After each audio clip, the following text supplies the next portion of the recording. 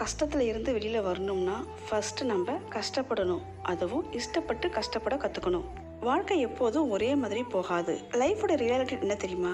நம்ம நினைச்சது நடக்கும், நம்ம நினைக்காதது நடக்கும். ஆனால் ஒன்று மட்டும் ஞாபகம் வச்சுக்கோங்க, நீங்கள் நல்லா இருந்தால் உங்கள் குடும்பம் நல்லா இருக்கும். உங்கள் குடும்பம் நல்லா இருந்தால் உங்களை சுற்றி இருக்கவங்க நல்லா இருப்பாங்க.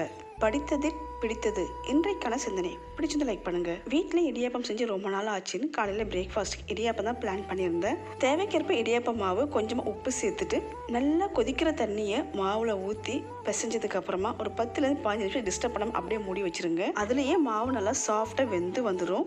கை பொறுக்கிற அளவுக்கு சூடு ஆறுனதுக்கு அப்புறமா கையில் கொஞ்சமாக எண்ணெய் தட்டி விட்டு மாவு நல்லா சாஃப்டாக பிசைஞ்சிட்டு இடியாப்பம் பிரிஞ்சிட்டு ஒரு 4 நிமிஷம் கிட்ட வேக வச்சு எடுத்தாலே போதும். பூவாட்டம் சாஃப்டான இடியாப்பம் சூப்பராக ரெடி ஆயிரும். சில பேருக்கு பாயை வச்சுக்கிறோம்னா ஊற்றி சாப்பிட்றது பிடிக்கும். ஆனால் எங்களுடைய ஃபேவரட் பார்த்தீங்கன்னா எப்பொழுதுமே இடியாப்பம்னாலே தேங்காய் பால் தாங்க. எனக்கு ரொம்ப பிடிச்ச இடியாப்பம் அந்த தேங்காய் பால். நாளைக்கு இன்னொரு விழாவை பார்க்கலாம். தேங்க்ஸ் ஃபார் வாட்சிங்.